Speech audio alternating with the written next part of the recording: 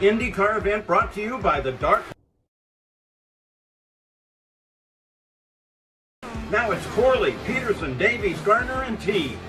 You can expect high speeds, incredible wheel-to-wheel action, and intense drama that you can only get in an IndyCar. So sit back and enjoy your favorite drivers from all over the world take the track. Dark Horse IndyCar drivers, start your engine.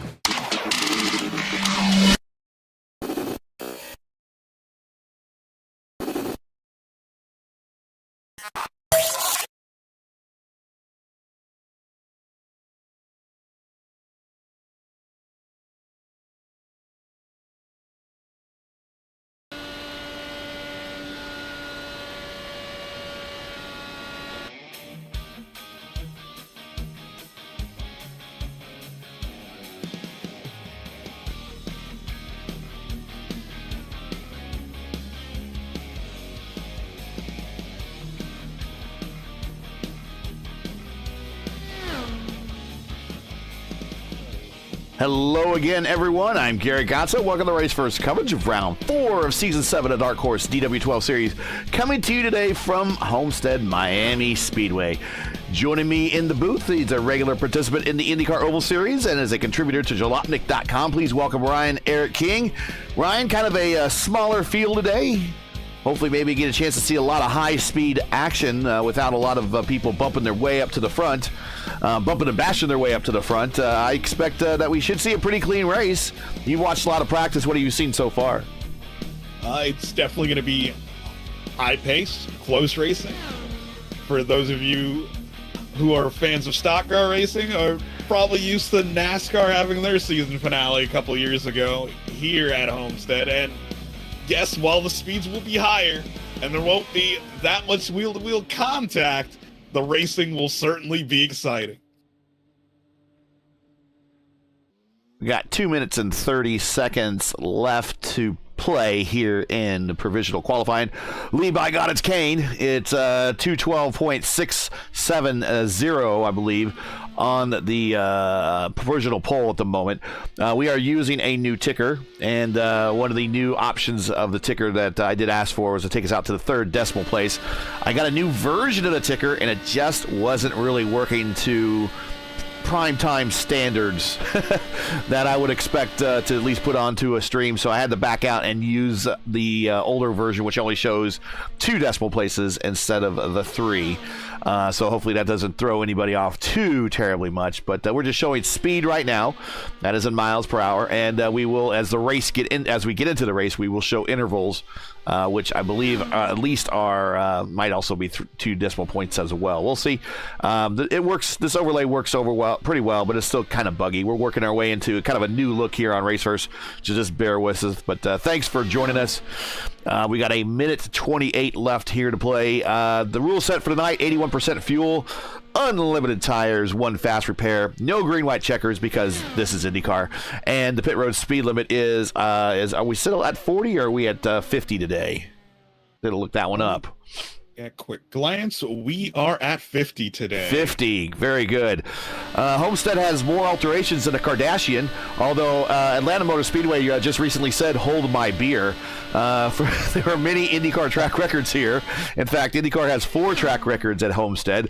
The pre-1998 original Mini Indy configuration set Paul Tracy won in 96 with a 198.5. Then when they had the flat configuration, and this is pre-2003, this is also kart, Greg Moore in 98, 217.5. Then when the IRL came here in the flat configuration in 2003, it was Tony Kanaan with a 203.5. And then they also participated on the high banks here in 2006. That record was set by Sam Hornish, 218.539. I believe that's still the track record to this day. IndyCar record for the fastest 300-mile race was also held here. Dario Franchitti won that race, no cautions, with a speed of 201.420 miles per hour. All-time winners here for IndyCar at Homestead: Sam Hornish, Scott Dixon, Dan Weldon, all have 3. Ironically, Michael Andretti has 2 wins here, both on the Mini Indy configuration. So that's what I found highly coincidental and ironic that he both got his wins here on the Mini Indy configuration, but can't win on the big Indy configuration. But we are done qualifying, and let's get into the starting lineup here at Homestead.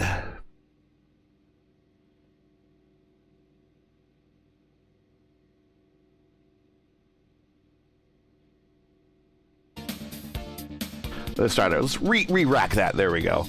Lee Kane on the pole, followed by Charlie Teed, then Matt Wagner, Eric Schaus, Eric Peterson, and Edson Santos in 5th and 6th. Gary Corley showing in 7th.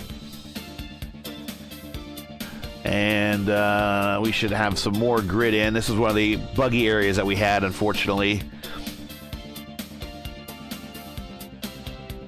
There we go. Chris Stouffer, 8th. Mark Cohn, the Watchman, showing in at 9th. Jim Herrick from 4D here in 10th. And Jori Brubacher, currently 11th. And we should get some more in here. And again, the grid in is kind of the most buggy portion of the current overlay system. And I suppose probably the second one had a better grid in, but the tree is what was the problem in the new version, so we wanted to go with at least a clean tree. Let's see if we get any more people that loads in here. Casey Putski and Joseph DeCiro are the last two on the grid, but they're not showing up here in the grid in. The joys of new overlays. It's always hardest at first, and it gets easier over time.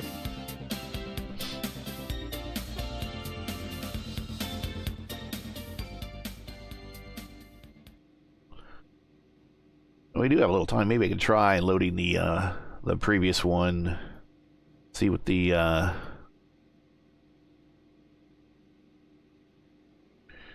we go. Let's take a look at the grid now. There we go.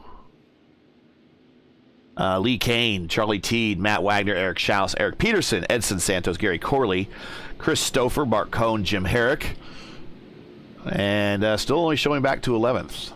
So interesting. And here's what the ticker looked like. Unfortunately, the numbers were kind of transposed over one another, so we're going to go with the original. The ticker was working there at least. But getting ready to go racing, 187 laps. This should go by pretty quickly. You guys were really, really fast, and they were really, really clean. It looked like not a lot of incidents in practice.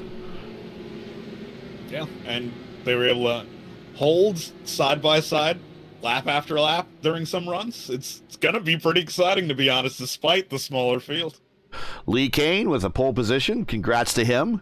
Bringing the field down here to start the race. Pace car is now off. It's under the control of Kane. He's going to bring him down slowly, and there he goes. And check out Schaus on the outside. Wagner to the inside, already 3 wide into 1. Watching Schaus over to Schaus's shoulder. Say that really quick. I tried to. It didn't come out great. And they spread out down the backstretch. Kane down low. Teed up high. Schaus even higher. Oh, Teed goes down low. Kane's there. Had to come back up. And Kane is going to lead lap 1. 3 wide again. Here comes Schaus up top.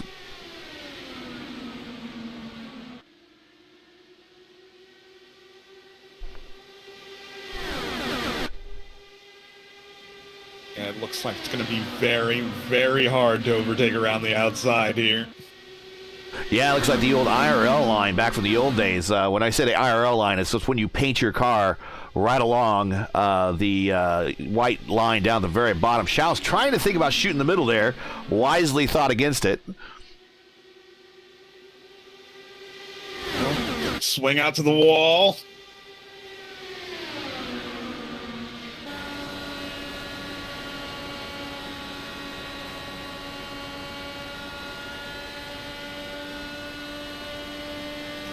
There we go. Teed to the lead.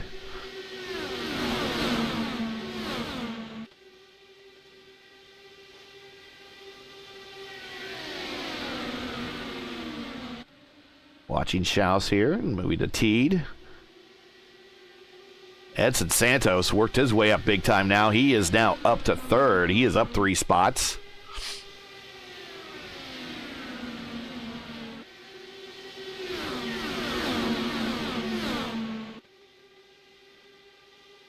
Yeah, but the entire field still within a second and a half.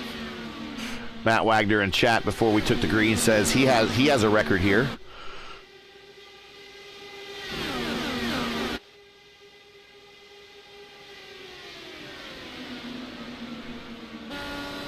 Gary Corley working his way up on the bottom. He's up 2 spots. JB, Yari Brubacher, up 5 spots, the biggest gainer. Lee Kane has gone to the back a little bit, 6, but staying with this lead pack. Teed and Schaus now starting to battle up front. Teed's gone to the bottom, and he's going to put the car there. Don't watch out. Edson Santos is going to be right there with him.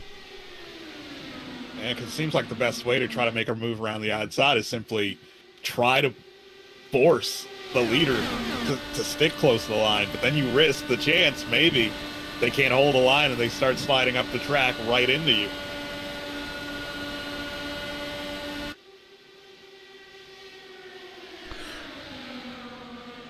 This is a traditional paperclip style oval, but you know, when I drive it, and I maybe check out your experience, it doesn't feel that way. Really, the corner exits, these cars, especially on that turn 2 wall has negative energy on it, likes to push you away and get your car loose coming off the wall. And then the turn 4 area, your car seems to just, for no real reason, wants to get loose there as well later in runs. And that's just not in these cars, but that's just in the IR18 and everything in general. This doesn't really drive like a, what I would call just a, you know, everything's identical at both ends type of racetrack. Yeah, and this track definitely has its quirks. For me, the things I notice most, on the exit of 2, in the middle lane, there's a bump. Yeah. And if you have any turning input at all, you will get loose.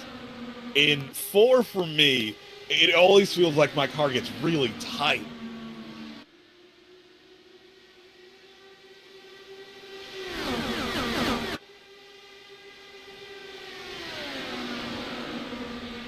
But it doesn't seem like it's an issue for these guys today. They can hold it low the entire way around. Schaus again to the outside, getting the run on Teed. Just enough to pull to his outside, but not enough to get this lead. So it's going to be a race to the bottom here once we do these pit stops. And we are not too far away from those, as a matter of fact. Probably get into the 30s and 40s. Expect at least a 2-stop race here. Yeah, it's going to be a 2-stop race. If I was not in this leading 2, I'd be thinking about, you know, sitting back, saving some fuel. If you enjoy RaceVerse coverage of the Dark Horse DW12 series and respect the stream, please do us a solid. Make sure you support us by subscribing. And while you're at it, don't forget to smash the like and click the bell so you don't miss out on future RaceVerse iRacing broadcasts. And boy, do we have a lot of them coming up. The month of May is just on our doorstep, not too much longer. And then we're going to be seeing lots and lots of IndyCar races at Indianapolis and all varieties here on RaceVerse, IR18s, DW12s, you name it.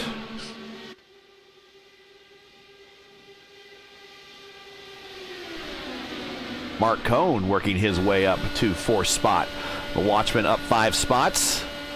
He's in a throwback to Tom Sneva's mid-70s IndyCar. Yes. And it seems like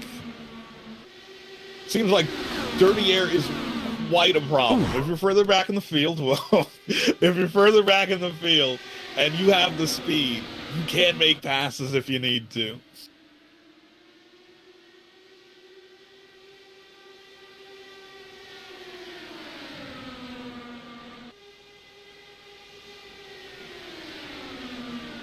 Chris Stouffer working his way to the top, also getting into the top 5 here. He's in one of those 4D Racewear cars. Peterson falling back. He got shuffled out a little bit. Little dirty air as Gary Corley shows across the stump in front of his wing there. Santos has moved back too. That was dicey there for a sec. Yeah, that's one way to take the air off someone's wing. That's the Brazilian clear, except neither driver was Brazilian.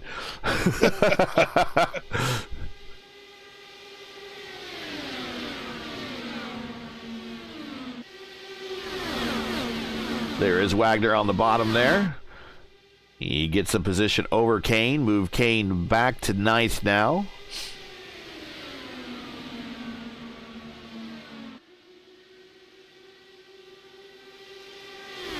Two groups of two coming off of two there. Teed and Schaus, Cone, and Stouffer. Of course, three of these four drivers participated in the Lionheart IndyCar Series. Teed, Stouffer, Cone. Oh, we got a big swing to the inside here.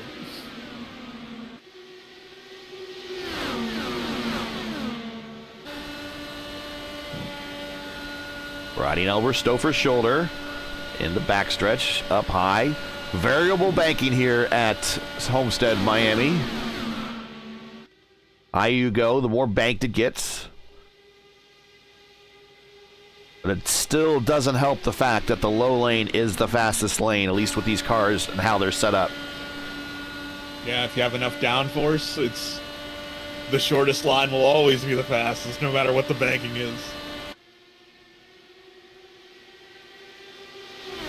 Teed leaving the majority of the laps so far. Schaus been trying to figure out how to get around him. Schaus's best bet is to stay right on, I'm willing to say, stay on the attenuator of Teed, and when you come off the corner, stay low and try to get underneath Teed going into three. He's going out high, trying to get that speed to slingshot him around on the high side, and I just don't see that happening right now unless there's another car in play up there. Yeah, you're right. Like, the play is to sort of to try to use the banking to your advantage to dive the inside on exit.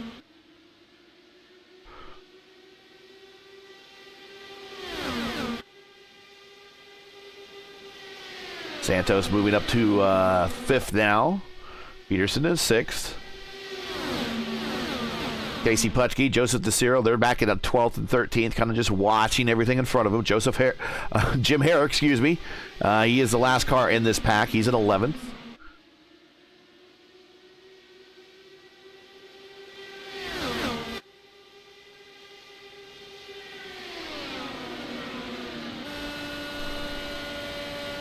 So this is a 125 lap race.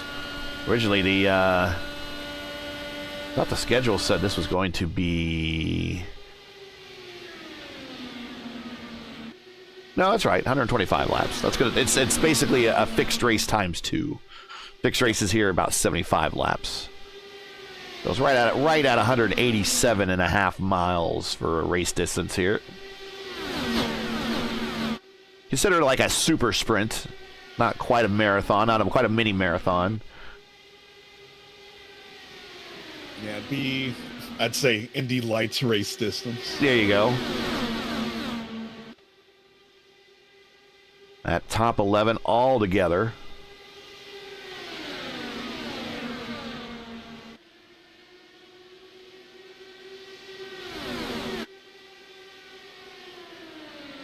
And Rigney in chat, and Super Formula Lights.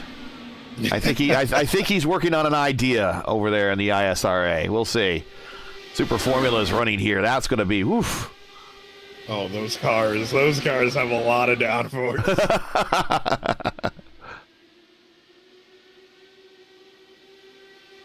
See, that's what I thought Schaus would do. Actually, you see him kind of go low, kind of off corner exit. Took a peek to the inside, but did not take it. Yeah, I thought he'd just drive down and kind of underneath Teed there on corner exit, because Teed's leaving a whole lane there. All he needs to do is get a nose there. Yeah, just need to get in the inside. Cool. Here comes the watchman, Mark Cohn.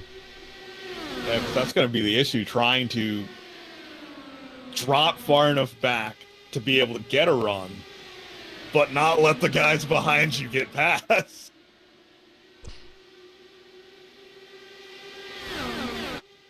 Let's ride with Cohn here and check out how he sees things. He's riding that top line, shifting gears.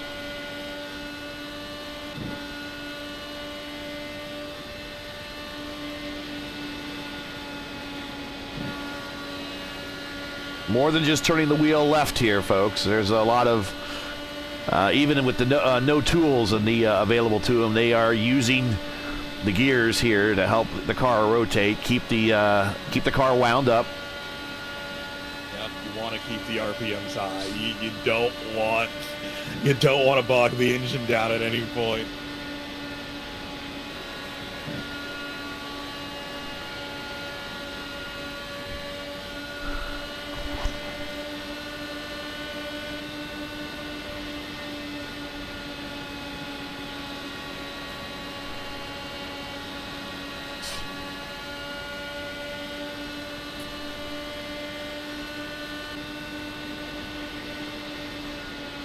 And watching from Mark Cohn over his shoulder. You see his last lap time, 25 seconds. They're flying around this place. Car is outside. That is Stouffer. There you see that. See right there, T was coming off the bottom. And if another car could get there, back the door's open. Cohn could take it if he wanted to. He got a good run, as you saw right there. Yeah. We'll see the watch T coming up the racetrack now. He's staying to the bottom now. I think he's hearing me in chat or hearing me at his broadcast. We'll see. We're giving the game away. Yeah, we're giving the game away. Spoiler alert. Yeah, look at that again. Very, very go to the white line on corner exit.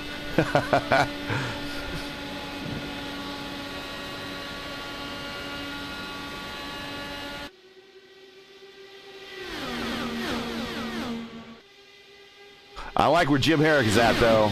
Good old Jim's in the back of the spot where I'm normally at. I just kind of have everything happening right in front of me, just keeping everybody in my view. And really, and then we see Peterson blinking there. Hopefully, that's not too terminal for him throughout this night. Gary Corley getting down on the apron, a little squirrely there. Yeah, because I was just about to say car before. off. That is Joseph Casey Putski. Casey Putski, we are not cautioned yet. But there's a car off.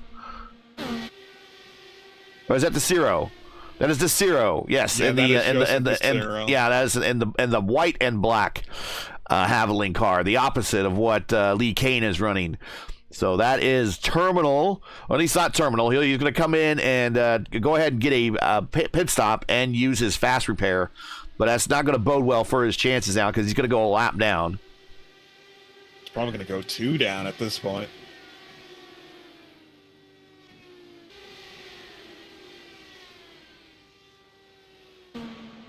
Yeah, I was just about to say the race has been relatively clean so far. And there he goes, getting everything taken care of.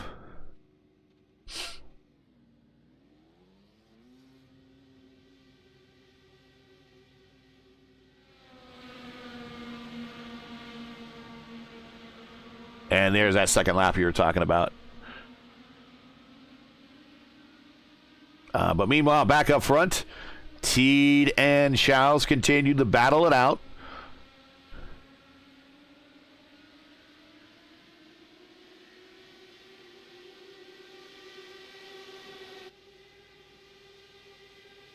Jari Brubacher looking to put a move on Peterson down low. Gary Corley also trying to follow him through, kind of slides up in front of Santos a little bit. And the first of the pit stoppers is coming in. This is Charlie Teed.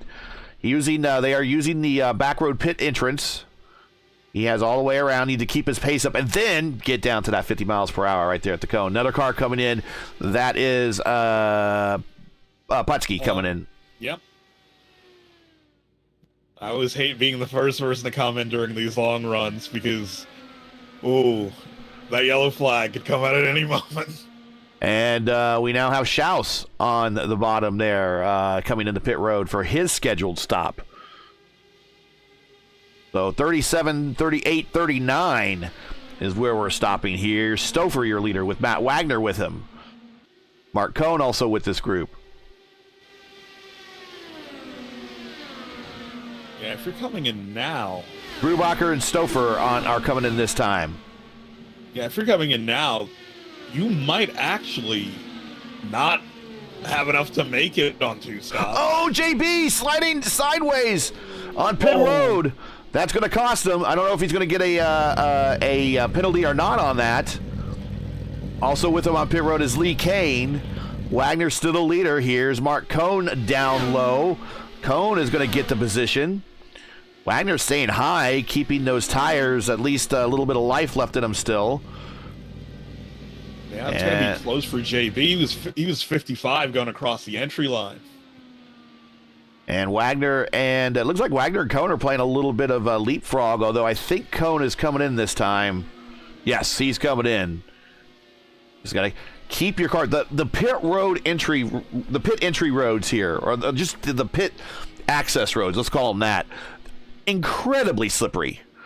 Yes. Edson Santos was on pit road, and did he come in on... He ran off into the grass.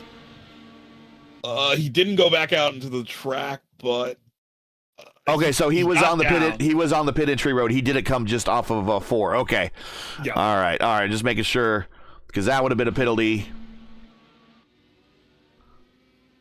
And here's Wagner coming to pit road. Edson Santos, he's coming off right now. Mark Cohn coming off right now. I believe that turns, nope, there is Jim Herrick on pit road. So Wagner's still shown as the leader coming down pit road. Mark Cohn now, if he catches him here on the backstretch. And we are going to go 4 wide into 3. Stouffer just sticks it in there and says, full send.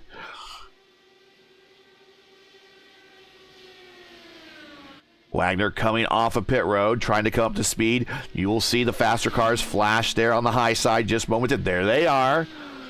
And Wagner is going to break out in front. Now we're going to have another situation down the backstretch in the 3. As we did before. No.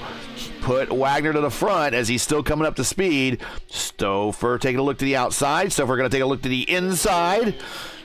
Blown past. Oh, yeah, blown past. Wagner didn't even bother to protect the inside. I thought maybe he would have tried that. But maybe he's not interested in doing that right now. So big change at the front. It was Teed and Schaus. Now it's Stouffer and Schaus. And we're seeing Chris Stouffer right there. He's got a 3.6 Ki rating. Schaus right with him. Schaus also a 3 Ki rating. So 2 real pros know how these cars operate. Racing it right now up front. Stouffer right down to the white line. Not going to give any room to Schaus. Teed riding the high line for 3rd. Now he's down to the bottom. So let's look at pit strategies now for everybody. Stouffer pitted at 40. Schaus at 39. Teed at 38. Mark Cohn at 42. Wagner went the longest at 43. Peterson at 41. Santos at 42. Corley at 41. And Brubacher and Kane both came in at 40. So we got a couple different strategies. Right now, Wagner is on the longest one, and he's looking at lap 86 now to possibly make his last and final stop. Yeah, like I'm a bit nervous about anyone who pitted on 40 or sooner. Because just basic numbers, if you want to hit 125, you should be pitting on 42 or later.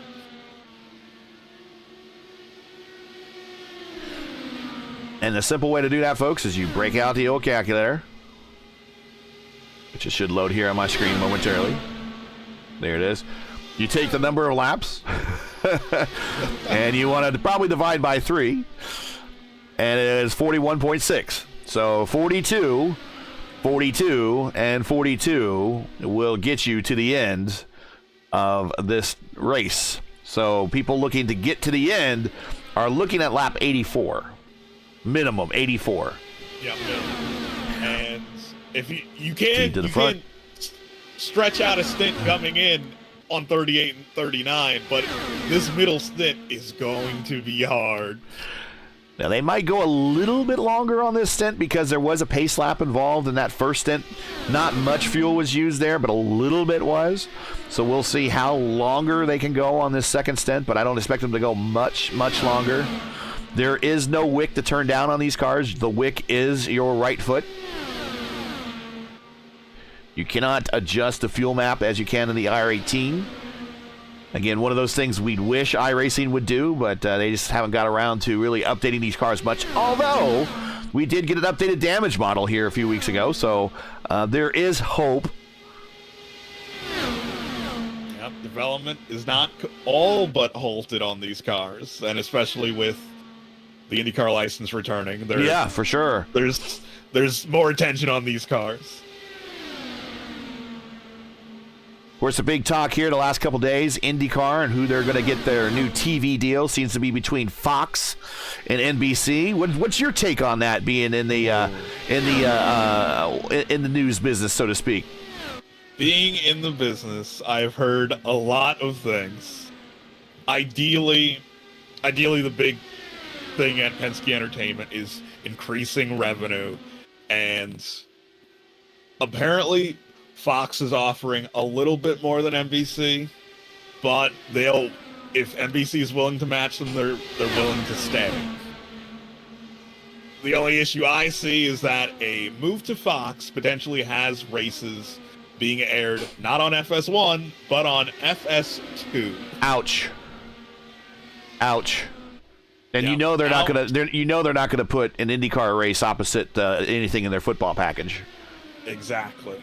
And then we end up in an era that we were before, where the big complaint about scheduling was, why do we have to end the season before the NFL season starts? And if you have to share airtime with Fox, then it's definitely out of the question now.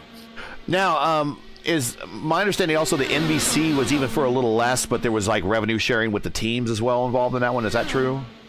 Well, it's sort of two separate discussions, because obviously the other talk of the moment, IndyCar and the potential charter system. Oof. Yeah. And as it stands right now, I was reacting to the charter system. Sorry, I was reacting to the charter system. Nothing on the racetrack. I was just like, I don't know if that's. I really don't know if the charter system's a good idea. I don't want any.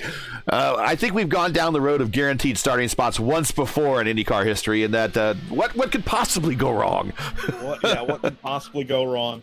Roger, why do you want to have specifically 25 charters? But that is a different discussion.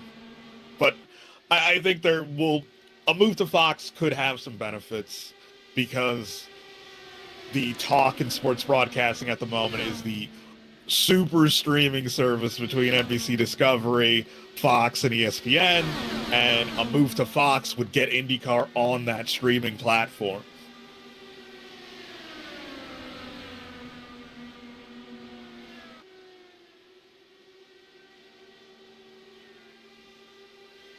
But we got a pass for the lead. Yeah, we're gonna look at them here. Here's Stouffer and Teed. I'm just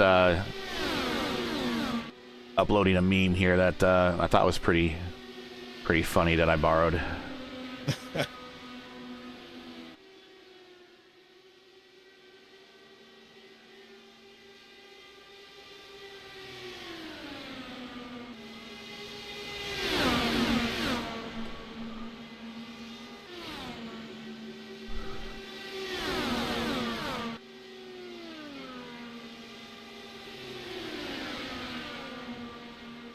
I'm gonna bring up here we go. But at the front here is Teed and Stouffer. Been swapping the lead back and forth for the last couple of laps here. Teed on the bottom, Stouffer Stouffer on the bottom, getting the pass.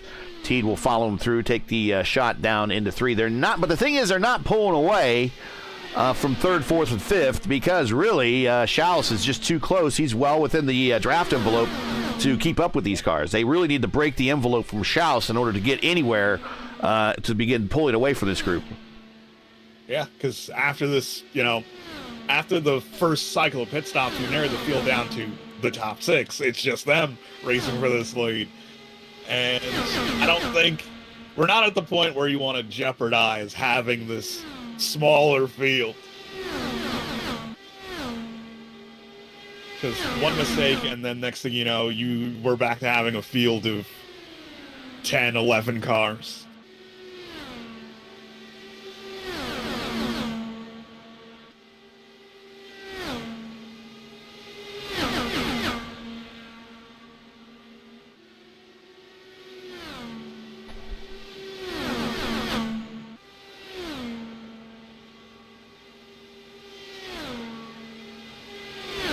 Again, not much going on here at the front. Everyone's just kind of settling in, racing and trying to. I think these guys really in third, fourth, fifth, and sixth are really trying to save fuel. These top three are racing, although I would not rule out Schaus doing some fuel conservation, running constantly behind these two. Yeah, because even if you didn't stop early during the first cycle, saving fuel also means, well, potentially means a shorter stop the next time you come in.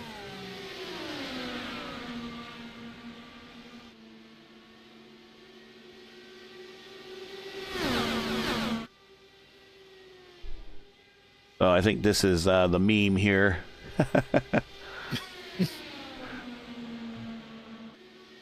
It's guaranteed starting spots. What could possibly go wrong? Yeah, because from what I've been hearing from reporting and from Marshall Pruitt as well, is the big question about the charter system is, so there will be guaranteed spots at all the other IndyCar events. The question is, Indianapolis or not? Indianapolis has always been, well, with the exception of 96, always been about the fastest 33. Of course, 97 to a certain extent, they started more than 33 in 97. 79, I think they did the same thing, but that was a court injunction that said they had to take more than 33. But still, Indianapolis has always been about the fastest 33, and I think you're right. I think that should stay. Certain things, I do see certain traditions in the future going away for IndyCar racing, but 33, the fastest 33, always the fastest 33 at Indianapolis. And that place, no favorites. We've seen that clearly over the years. It got Bobby Rahal. It got Team Penske. It got Graham Rahal. It got Fernando Alonso. It doesn't matter who you are. You're gonna get it if you're not prepared for Indianapolis. So I would want to hold firm on the fastest 33, always starting the 500. Yeah, like I'd say if I was in Mark Miles' shoes, I would simply, push back against the team owners. Say, if we're going to do this charter system for value, you're not going to get a spot in the field guaranteed, but you will get an appearance fee for attempting to qualify. Just if you don't make the show, you don't make the show. It's Indianapolis.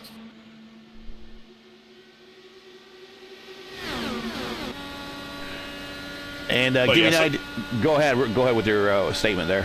Yeah, certain other things and discussions have already been taken out the table for now. Like, there will be no shared TV revenue, at least in this first set of charters. And they want to have the charters renew after a set period of time. Here is a schedule for the remainder of the season for the Dark Horse DW12 series. After this, we go to Michigan, me and you. And then that kind of wraps up our tag team duo here for the remainder of the season. And then it's going to be me and the Catalyst Andrew Wood from Gateway on. And then we will get a full-length 500-mile race at the end of the season here, June 16th, the Dark Horse 500 at Indianapolis. That is the remainder of your schedule. The marathon starts today. No more. I don't think we have any more off weeks now between now and the end of the season. So don't miss a thing. And if you're interested in checking out the Dark Horse DW12 series, be sure to check them out on iRacing.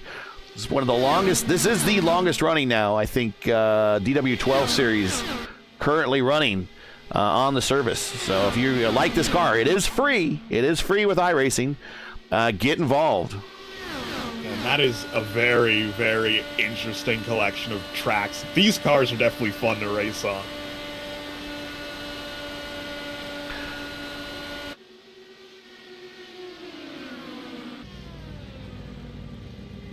Peterson back there in sixth, very happy to be standing back there.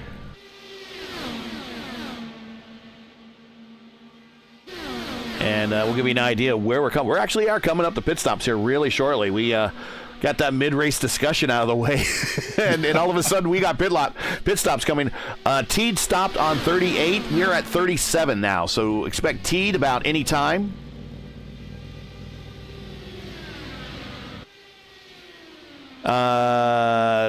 Stouffer stopped on 40. We're on lap 35 for his stint, so he's due within the next 5. And here's Teed, pit road right now. Oh, he hit that pit road hard, buddy. Good job. Now keep it under control, keep it under control, keep it under control. Oh, almost got up to the green out there, the grass there. Stopped. There we go. Good job. Real good job. Going down pit road here. Who is going to make that? Laps to the end. Is he going to make it? Yeah, 50 to the end. That's gonna be tight. I'm not sure. Schaus is now the leader. He's finally worked his way up to the front. But Schaus, he pitted on 39. He's coming to 39.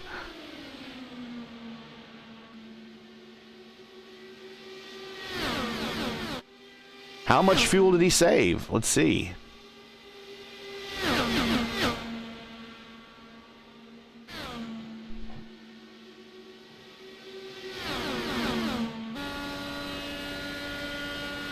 Down the front stretch now, starting lap 39 of his current stint. Again, went 38 the first time.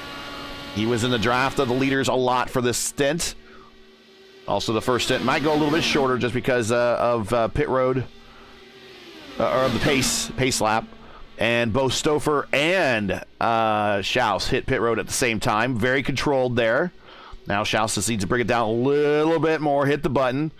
And Stouffer gets right up close, but I think Stouffer kind of locked up his wheels a little bit on pit road there and lost some ground to Schaus. So we'll see how these guys run off. Wagner now, the longest car to go, 43. He's only on 36, so he still has another 7 laps or so to go, possibly even more. And that could be what defines this race, because even if you're able to make it to the end, after a 50-lap stint, your tires are going to be shot. You're going to be worried about fuel. You might not be in the best position to defend your position.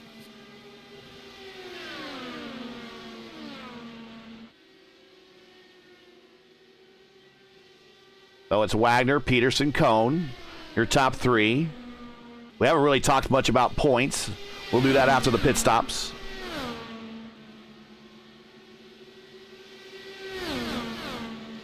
Santos into 4th.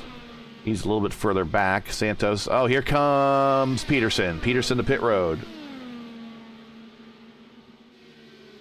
In this pit road. Oh, he's on the grass. Oh, he kept it under him. Very good, very good. Now get it down to pit road speed. I think he did. Also hitting pit road right in front of him is Jim Herrick. There's Jim. We do want to give a shout out to Jim. Tonight's, or of course, series sponsorship has been now brought to you by 4D Racewear. You can check out their line of made for sim racing gloves, shoes, and apparel. You visit them today at 4dracewear.com or click on the link in today's description. So Wagner out there now turning laps all by himself. Cone on pit road, Peterson on pit road, Schaus on pit road. I think they're all done. Cone only on pit road right now, and the 2 are rolling. Wagner now doing, here he is, coming in on 40 of lap 40 this time. 83. So this is short. This is going to be tight. He'll cross the line coming to 84.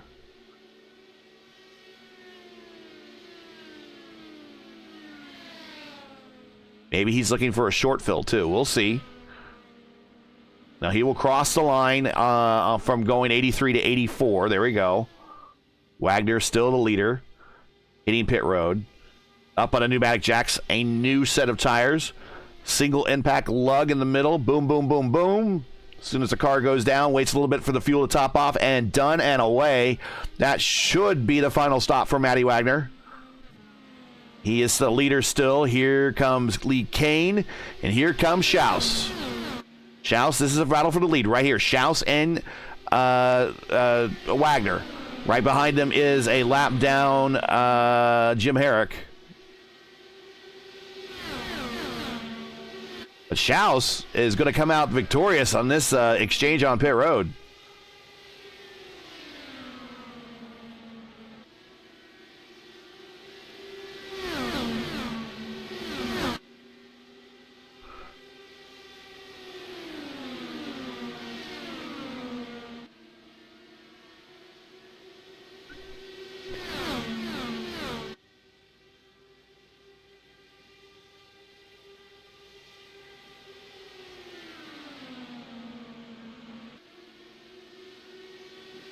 Ryan, you still watching WrestleMania with your other eye?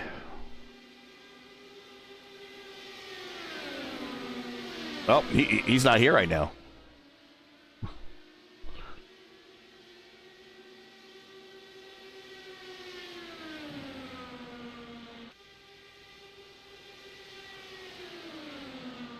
Ryan, you there? Oh, I'm back. I just okay. I'm about to say, are you watching WrestleMania with your other eye? Yeah, I have the commentary muted, but I do have it up. That's the other thing going on tonight is night 2 of WrestleMania. Ryan and I are moderately sized wrestling fans. Yeah, it has been a very eventful weekend in sports overall. All right, so let's reset the field with 88 of 125. We're getting ready into the final third of this race, and give you an idea also on the point situation. Point situation right now. We'll bring up that right now. Wagner, who is currently second on the racetrack, who has just worked his way around Jim Herrick, now is your points leader.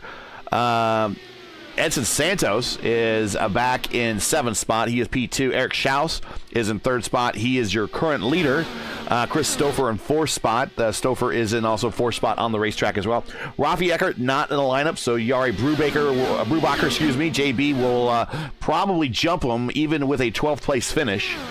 Gary Lovern, not in today's field. He is 7th. William Svensson is also not in today's field. AJ Hobson and Gary Corley are the ones looking to capitalize here. Corley currently in 8th. He might jump a couple positions as well. That is your current point situation going into this event here at Homestead. As you see, the track temperature 79 degrees, ambient temperature 75. So really, track temperature should not be the problem. 3 wide, a little bit back out there. There goes Teed.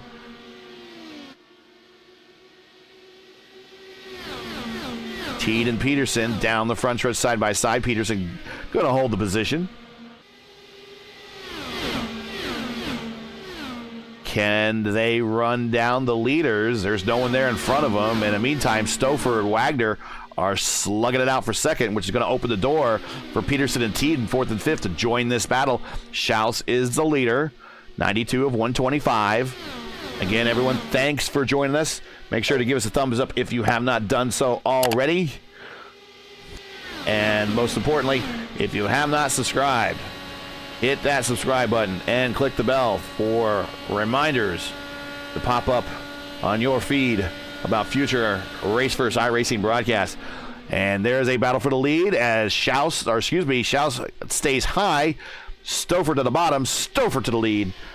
Now with 93, now 94 of 125 in the books.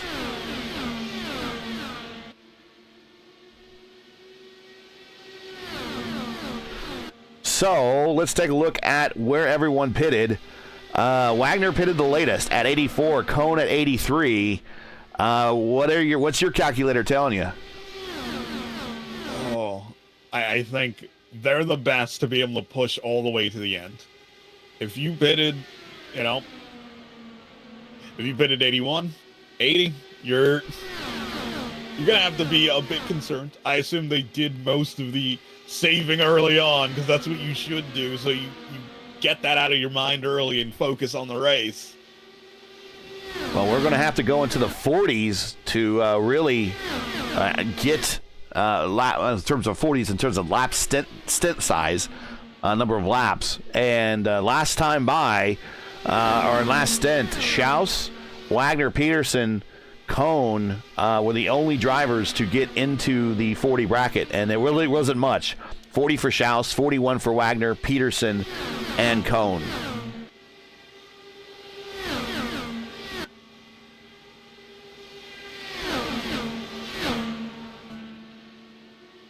Hey, if you've not done so already, check out Track Cam's 4 Gourmets for your track cam and viewing enjoyment of your replays of your own iRacing races. Check them out at trackcam22.com, where you can buy any number of packages, whether it be for oval or road courses, dirt, dirt racing. You can also do some pretty cool VR as a fan thing. You can watch races like that. But check them out, trackcam22.com, Trackcams for Gourmets. We are been using their cameras all season long here for the Dark Horse IndyCar Series, as well as the Dark Horse Racing Series. And also we'll be using them for other IndyCar races that we've been covering all season long.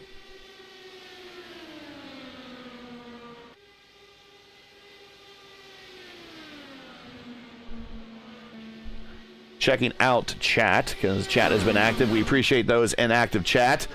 There's Rick. Come on, Stouffer. I think Stouffer's got a real fair shot here. Stouffer went 39 laps on his last stint, so he's got to probably do a little conservation. We'll see. There's Julian. If these guys started 30 minutes later on the nights that conflicted with IES, they would have at least 4 more guys racing. Yeah, that's... I think IES is almost over, though, so you guys could jump over when IES completes. And Julian says, I am subscribed. Thank you, Julian. Thank you, Julian. Stouffer is OG. I like to see him get a dub. Yep. We've seen him... well, you kind of saw it with him in Pocono when we covered that Pocono race. He went from 6th to almost to lead really, really rapidly there in a very... in a natural green-white checkers finish there. Wagner has a real shot. I think Wagner does. We'll see how these guys do. Who has a save? Who doesn't? 24 laps now. 23 laps to go.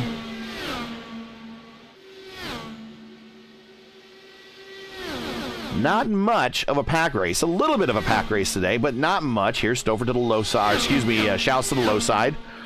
Schaus in that U.S. Navy Jolly Rogers livery.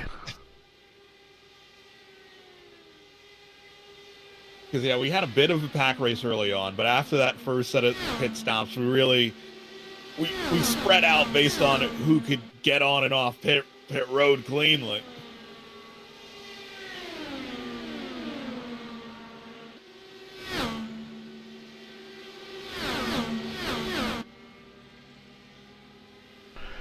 Yeah, I don't think Wagner has to save much. You're replying there to Rick here. I don't think he has to save much. He might have to save a partial lap at best. We think, calculator-wise, we think he can go to the distance with just a tick of savings. Yeah.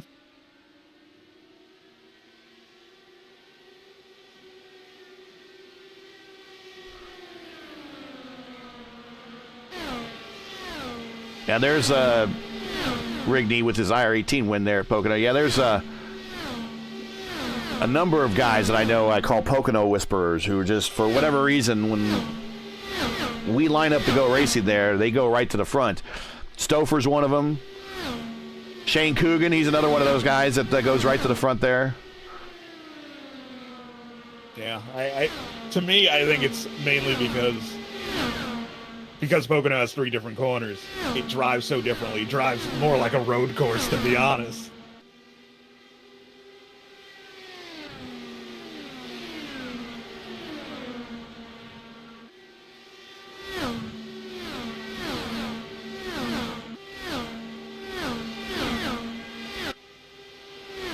Let's take a look at this third group led by Cone.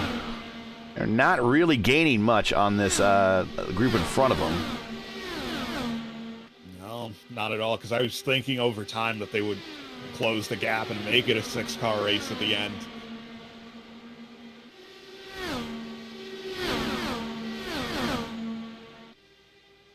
Let's see, lap traffic.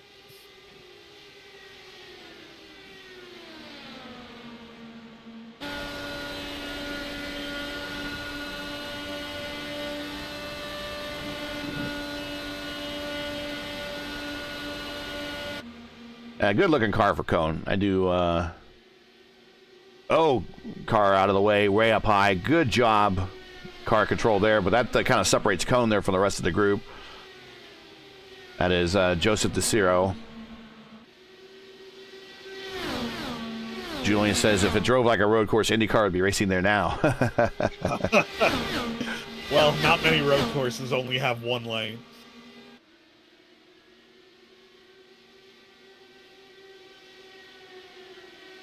Coming to 15 to go.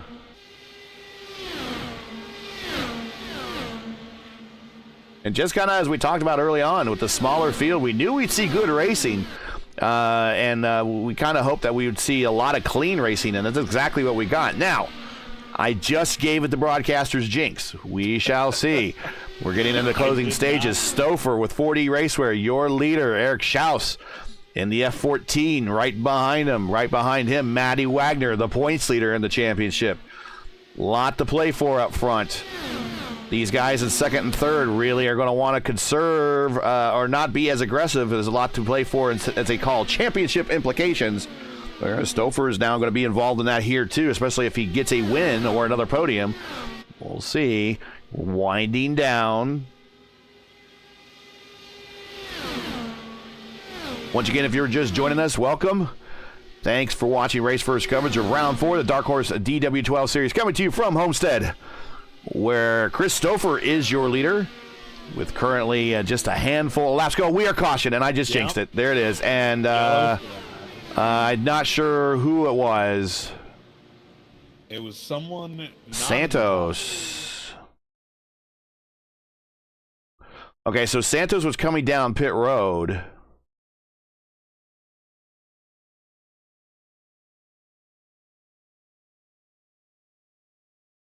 And I'm not sure what. We'll go flip around. I think this is Santos spinning off a pit road. Yes. And I think Cone had to stop. Cone is on the entry road here. And I think something happened to Santos. But we'll check. We'll make sure it wasn't Cone coming to the line. I don't think it was Cone. No. He comes to the line cleanly. Santos down and away. I think it is Santos when he came off the button possibly for the cones. Let's see. Spinning those wheels. Yeah, Matty did not want it. There it is. Yeah, that's exactly what happened. On the off the button and cold tires, and the back end comes around, and that's your caution right there. Yeah, so iRacing did not waste any time. Yeah, on team radio, Wagner said he was a lap and a half in the good. Now, here comes Stouffer. Where does that leave Cone? Cone, I think, is now your leader. Or either that he's going to get the wave around. Yeah, he'll get the wave around.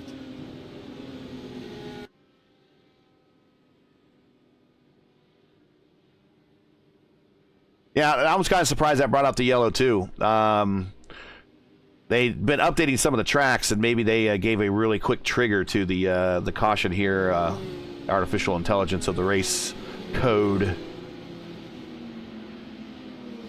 It's possible that it threw the caution because there was another car on pit road. Yeah. Because I assume to the AI, a car was blocking the exit.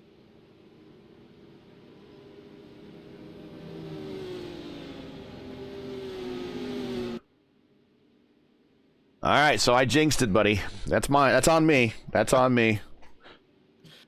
We're going to get a nice shootout to the end. We'll get a nice shootout.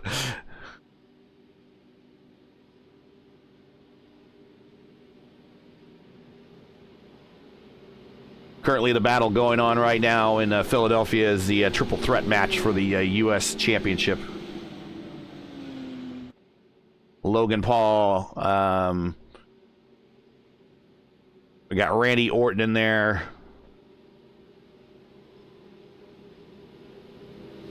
I expect Logan Paul to win it. They'll give it to him. He has a lot of followers he brings on YouTube and everything.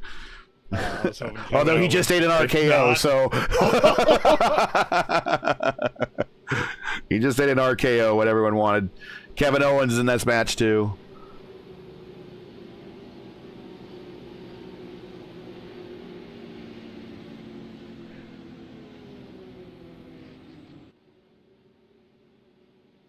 And we have the Dancing Prime Prime energy drink bottle on the outside, so that's going to get involved in the match at some point. You know it will.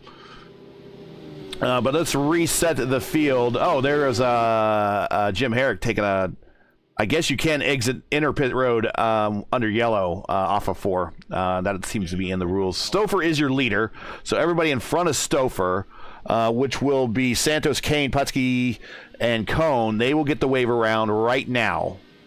That is an IndyCar rule. I don't know. I think all the leaders are together anyway. So Stouffer, Schaus, Wagner, Peterson, Teed, Corley, he's right there. There you see Corley in the black car. Right behind him is Jari JB in 7th. Cone will be 8th. Santos will be 9th. Although I think he's getting an additional penalty for possibly a pit road infraction.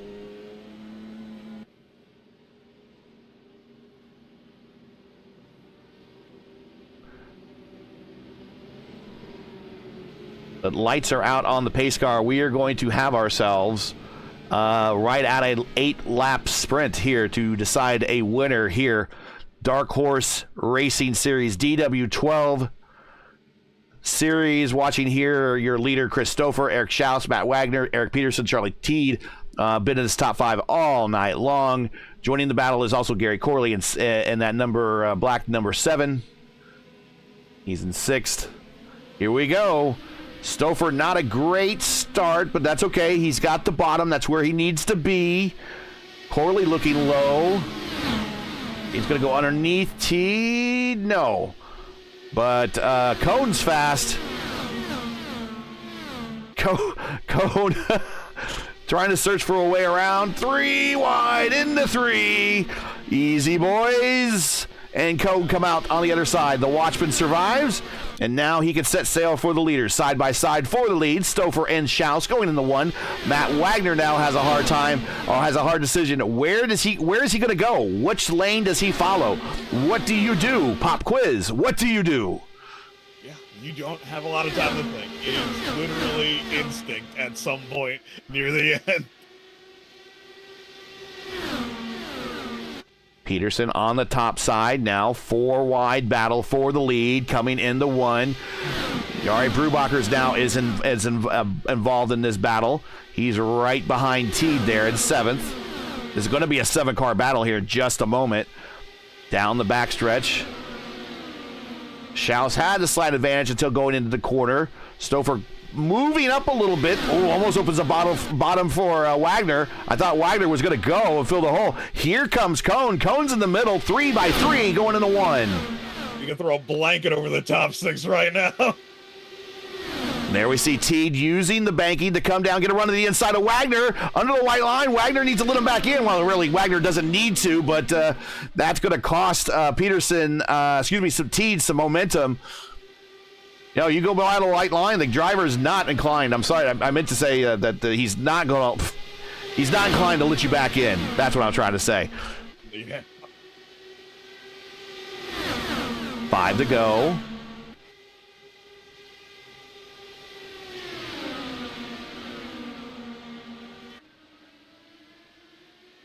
Oh.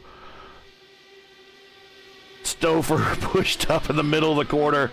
Caused everyone in that 3rd lane to kind of check just a little bit.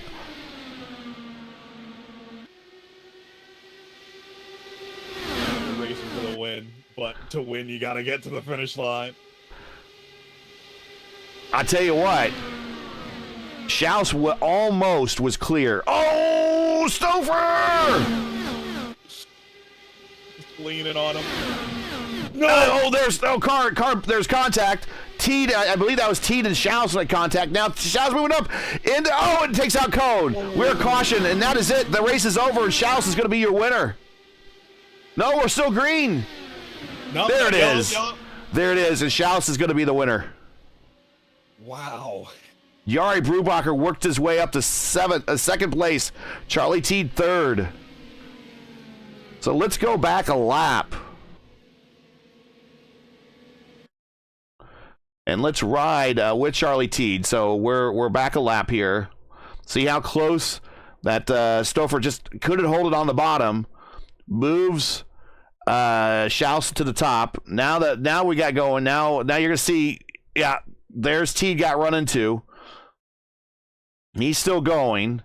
And I think he got run into by Wagner. You see the wear on Wagner's wings. I thought it was someone got into the back of Stouffer. Stouffer then kind of goes up, or excuse me, Stouffer kind of goes up, gets into what we got there, Peterson there, and then takes out, unfortunately, the watchman, Mark Cohn, and his first race, who had a fabulous one. And that is your race. Schaus is going to be your winner. Yari, JB, with a very quiet race, worked his way up to second. Oh, I wasn't expecting this kind of show here at the end.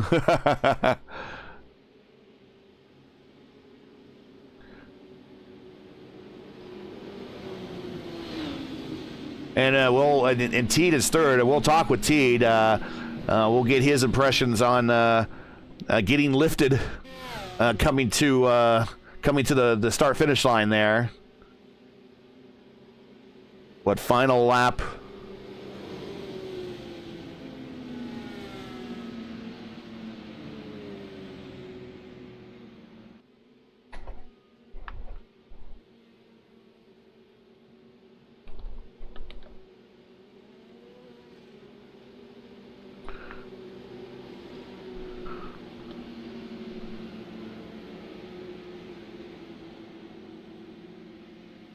And working the final set of corners to put this race away, Eric Schaus did exactly what he needed to do in this championship, and that is finish ahead of Matty Wagner to gain some ground in the championship. He's going to be your winner. Sporting the F14. Next time, see if anyone needs a wingman, because he could have used one out there tonight. But Schaus, your winner. JB second, Charlie Teed third. Yeah, sometimes you don't have to be the first guy across the line. You just have to be the guy in the lead when that last yellow comes out.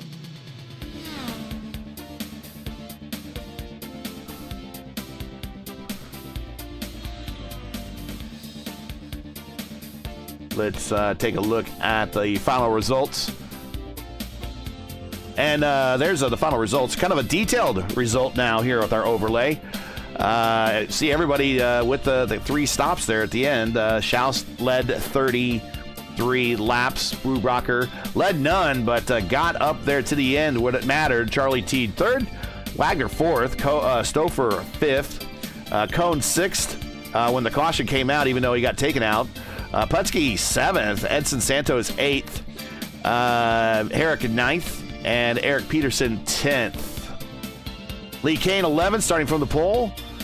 Got some good experience there up front, but had a rough day after that. Gary Corley in 12th, and DeCiro 13th.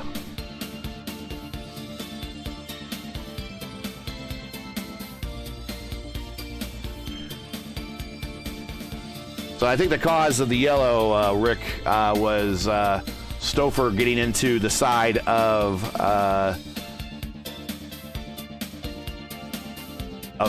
Peterson, and then Peterson going up into Mark Cohn.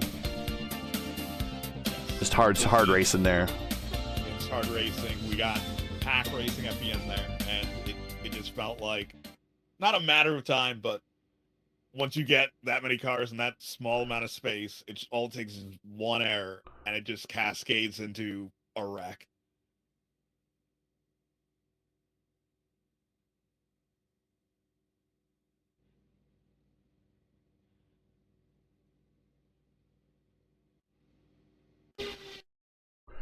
All right, let's see if we can get Charlie Teed in here for an interview, if he's available.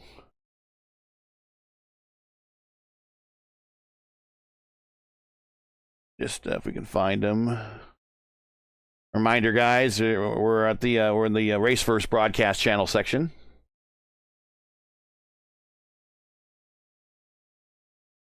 I don't see Teed. I think for sure he would be happy for a interview. Okay, let's take a look then at Yari, if he's available at all. Yeah. So T. Okay, there's Teed. There's Teed. We'll bring Teed in here.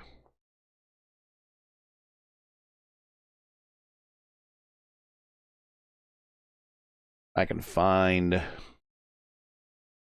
Might have to drag him down here. See if we can drag him down. Drag.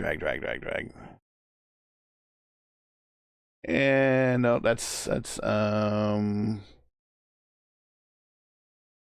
T. There it is. Okay, there he is.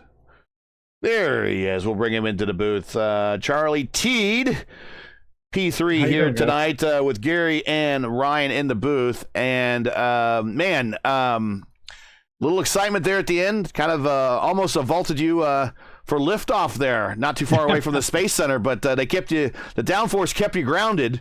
And brought that car home third when the yellow came out. So that we had kind of expected the last 8 lap shootout to be something, and it certainly lived up to its billing. I think a lot of aero push out there was driving a lot of people wild. How was the conditions? And talk about that last 8 lap run. The last 8 was bananas. I kind of wish I was better at pit stops because I had a really good run in the first half of the race, but my fuel was obviously not where everyone else was, and I'm not as good as a pit stop person. At the end, everyone's got new tires. I don't know that Stouffer took tires, so I think that put him at a disadvantage, but it was just a bucket full of pickles in there, everyone going for the same spot, and there was no room for cars, so we were all on top of each other. The lap prior, I had room to sneak in and get myself up in there into the top 3. And then I think there was a bump between Stouffer up into Wagner that lifted me off, and how I didn't cause a 10-car wreck, I have no idea. But we somehow snuck through that. And well, how it caused no damage to your car, for that matter. No, it was slow. I mean, that's Yari got me. It was an 8X, so there was definitely something. Oh, okay. On. But yeah, because it was clean going up to that. But no, it was a lot of fun. Clean racing to not have a caution until the last 10. So really appreciate you guys doing the broadcast. You guys do such a great job, Gary. Thank you guys. Thank the whole Dark Horse guys. Wish we had a little bit bigger car count. We'll work on getting that back up. But yeah, it was a lot of fun racing with Strauss, and I have raced so much over the last 3 years, and it's always fun. We were pretty much just in the Discord with each other, just trying to beat each other. And glad he got the W. But I thought I had something for him there. Well, despite the car count, you definitely put on a good show there at the end when it really mattered. So congratulations. Any other shout outs? Anybody you want to say hi to before we let you go? No, it was fun racing with Eric and Strauss, my 2 teammates there. It was a lot of fun. So glad for Eric to get the W. Thank you, guys. No problem. We'll drop you back up in your channel, and if I can, there you are. And we'll catch you next time. Thanks, man. All right, let's see if we can find Yari now. There's Yari. Let's bring him on down. JB, congratulations. Kind of hanging out in the pack all race long, and then when it came time to really show up for the checkered flag or the money laps, you were right there at the end, and when the caution fell, P2. Congratulations. Tell us about your race. Yeah, thank you. It was a bit of a horrible race. Once again, I had trouble with pit entry, but this time not. It wasn't my fault. Or it was my fault, but I set the brake bias the wrong way around. So, oops. Yeah, so that was. I figured it out though at some point, but yeah, then I ended up a lap down, got the lucky dog, and in the end, I was there. I saw the guys wrecking coming out of turn 2, or at least colliding. So I thought, now I need to go. And yeah, the caution flew, and I got second place. Well, not bad at all, really. Just by the luck of it all, it's a great finish, and just kind of hanging out and keeping the car clean is really, as you know, half the battle. So congratulations. Anybody you want to say hi to, shout out to, sponsors, any friends, family? What we got you here? Well, I'm in Europe, so it's like 3 a.m. now. I don't think anybody's watching here. For later, of course. For later. Of course, yeah. So thank you to everybody watching. All right, well, there you go. Congratulations. Great run. Very quiet, P2. And sometimes the quiet ones are the ones that you got to watch later in the season when the points are really tight. And you think back, wow, where'd they get the edge? Very quiet second place finish here at Homestead might be that edge. Congratulations. We'll catch you at the next one, sir. Thank you, and bye-bye. And we'll drop him there. And let's find today's winner, if he is around. There he is, Schaus. We'll bring him on down. Eric Schaus in the booth here with Ryan and Gary. Congratulations, sir. Looks like very early in the race you were trying to find a way around on the high side and it just wasn't working. And eventually, when you did get to the lead, you held it and kept it all yours. And then you pretty much got this nice little win here coming to the last eight lap sprint. I would imagine that eyeballs were going all over the place, and your spotter was probably telling you inside, outside, you're in the middle, you're still there, you know, everything you hate to hear. But tell us about your race, and then tell us about that 8-lap sprint there at the end for the win. Yeah, this was a ton of fun. This was a great race. Started fourth, had no problem getting up kind of first, second, but it's really hard to get around the guy in first if he's on the low line. So I basically just spent the whole stint seeing if I could and where I might.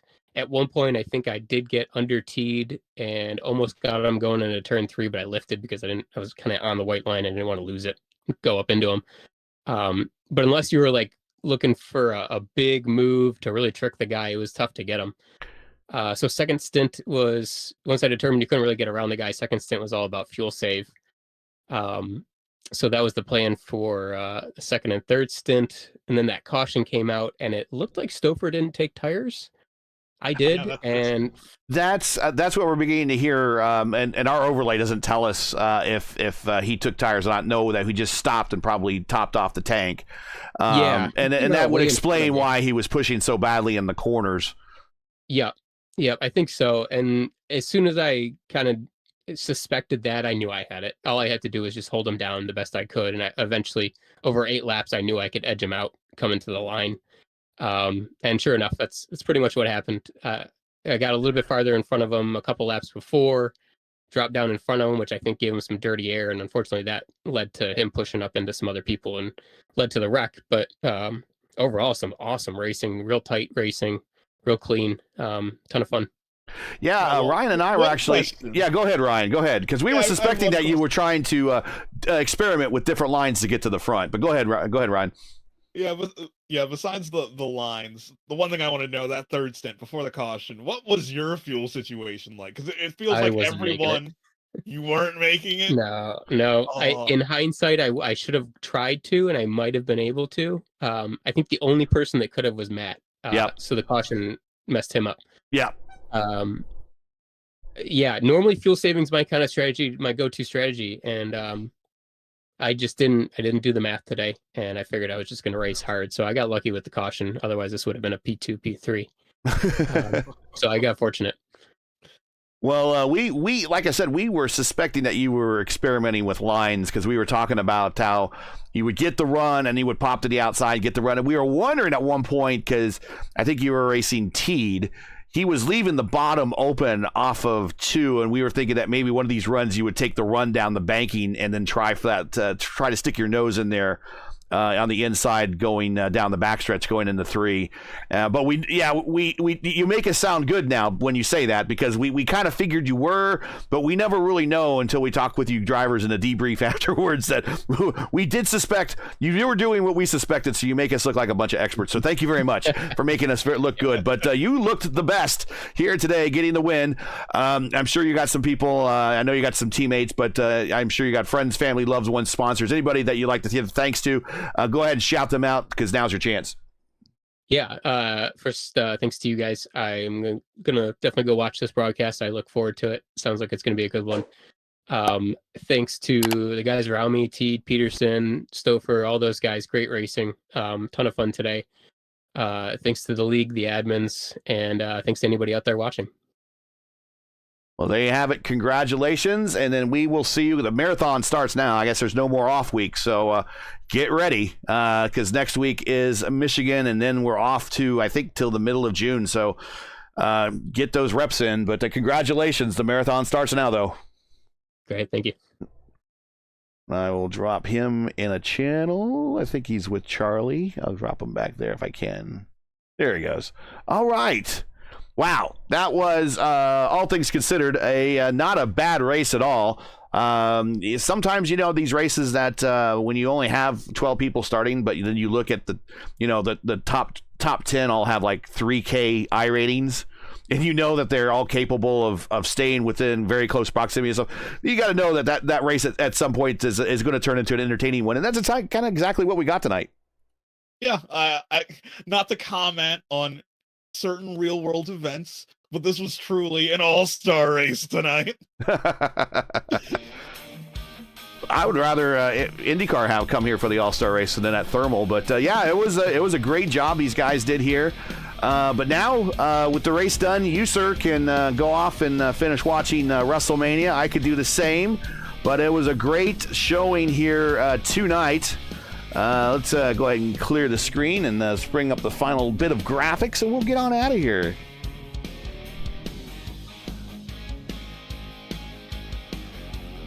So that's it for tonight. Your winner, Eric Schaus, there in the F14, followed by JB and Charlie Teed, who, despite not flying an F14 or an F14 painted car, probably had the most flight time out of those top three today.